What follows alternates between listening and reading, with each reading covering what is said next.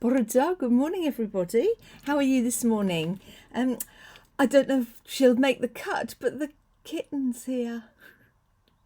She's called Nancy. Well, she's called Fancy Nancy Pants Cat, because you've got to give a really big name to a really tiny creature, haven't you? But actually, in true our house style, we're tending to call her the tiny cat because she's even smaller than the little cat who wasn't very. Anyway, so yes, I hope you're having a good start to your week, to your day. Oh my goodness, it's busy, isn't it? And my weekend was an interesting one because it kind of went from whoosh right over there to whoosh right over there, and not much in the middle.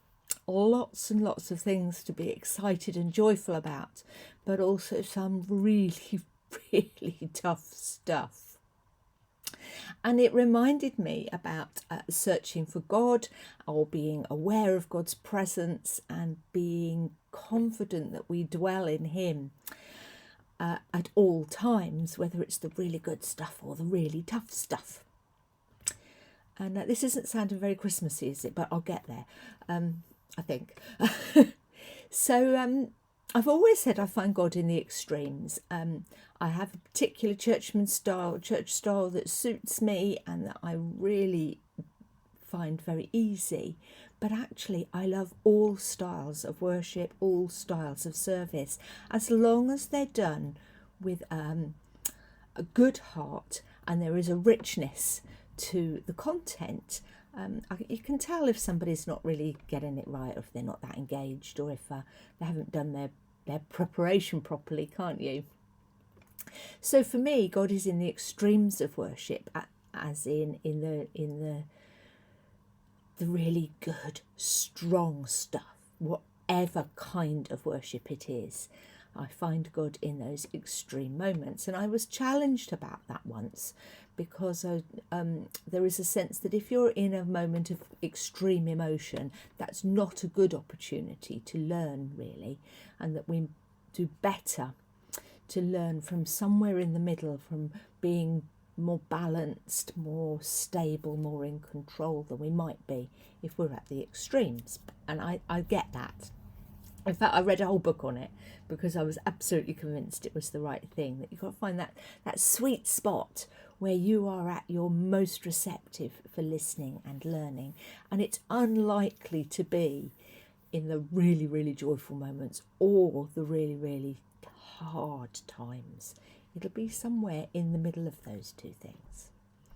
And that got me thinking then about how I'm approaching Christmas with all these very good things, and then there's the tough ones.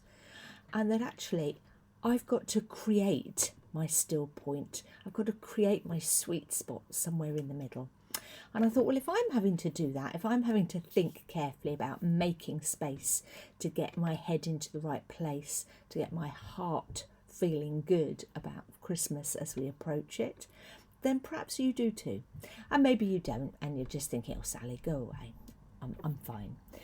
But if you think you're too busy or feeling anxious, or that there isn't a pause or a moment in your day, then it's your responsibility to find it and create it, just as it is mine.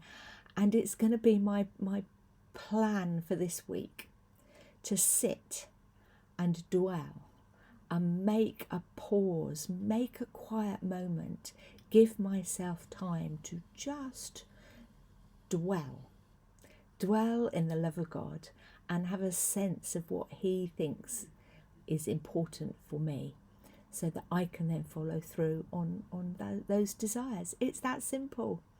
When we're at our busiest is when we least think we can make time for God, and I'm just pushing against that this week, and perhaps you will too. All of that kind of just brought me back round to that wonderful hymn, Dear Lord and Father of Mankind. Forgive our foolish ways, because it is foolish that I constantly need to be reminded that it isn't about the highs and the lows, it's about the little bit in the middle. So I'm going to read the final verse of that hymn for you and hope that it will do something for you as it has for me today. Breathe through the heat of our desire thy coolness and thy balm. Let sense be dumb, let flesh retire. Speak through the earthquake, wind and fire. O still, small voice of calm. O still, small voice of calm. I hope you managed to find a moment of peace today. I hope you also do some things of joy. And if you've got a lot of tough stuff, you know where to find me. Have a good week. Next week there will be one if I can make the time to do it. I'm sure I will. Have a good week. Lots of love and God bless. Bye-bye.